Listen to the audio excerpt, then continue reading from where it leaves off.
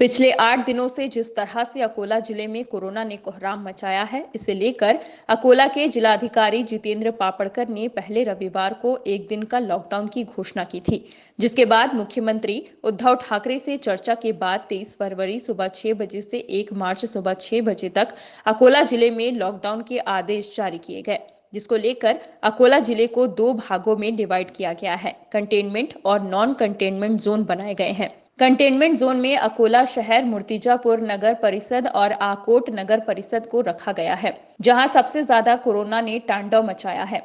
Containment zone की guideline जो जारी की गई है, उसमें जीवन आवश्यक वस्तु की दुकानें सुबह 9 बजे से दोपहर 3 बजे तक खुली रहेंगी, जिसमें दूध, सब्जी, किराना शामिल है। वहीं हॉस्पिटल और मेडिकल 24 घंटे खुले रखने की अनुमति दी गई है। साथ ही होटलों को सिर्फ पार्सल के लिए खुले रखने के आदेश जारी किए गए हैं।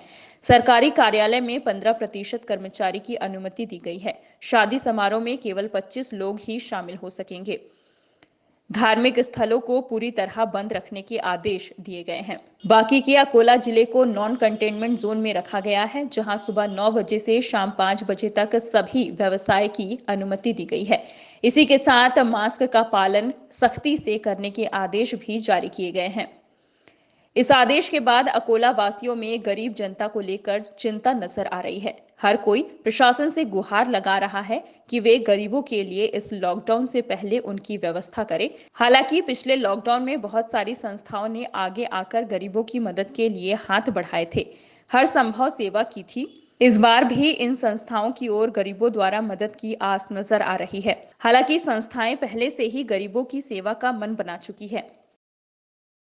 जिस तरह से पिछले 8 दिनों में कोरोना ने लगातार अपना कोहराम मचाया है, इसी को लेकर मुख्यमंत्री से चर्चा के बाद अकोला के जिलाधिकारी जितेंद्र पापड़कर ने अकोला ज़िला के लिए आदेश जारी किया है, जिसमें अकोला ज़िले को 2 भागों में डिवाइड किया गया है, कंटेनमेंट जोन और non containment zone. Containment zone के लिए जो गाइडलाइन जारी की गई है, इसमें कल 23 फरवरी से सुबह 6 बजे से लेकर 1 मार्च सुबह 6 बजे तक ये गाइडलाइन रहेगी, जिसमें जितने भी जीवन आवश्यक वस्तु है उनकी दुकानें सुबह 9 बजे से लेकर शाम दोपहर 3 बजे तक खुली रहेगी, जिसमें सब्जी की दुकानें, किराना व्यवसाय और दूध, ये चीज़ों का समावेश है।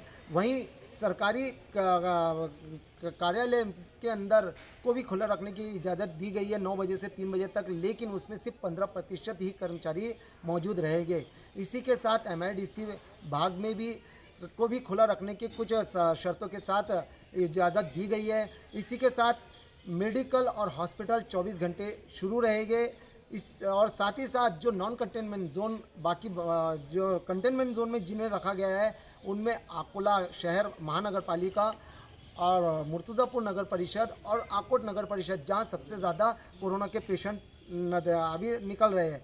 इसी के साथ बाकी बचे जिस ज़िले को नॉन कंटेनमेंट जोन में रखा गया है, जहां पर सुबह 9 बजे से लेकर तो 5 बजे तक सभी दुकानों के लिए, सभी व्यवसाय के लिए छूट दी गई है। और साथ ही साथ कंटेनमेंट जोन में धार्मिक स्थलों पर भी पाबंदी लगाई गई है, इन्हें भी पूरी तरह बंद रखने के आदेश जिलाधिकारी ने जारी किए हैं।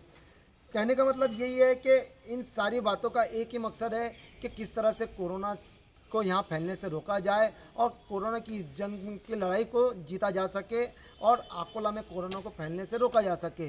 कैमरामैन नंद गोपाल पांडे के साथ मैं शाहिद इकबाल, INN 24 अकोला से।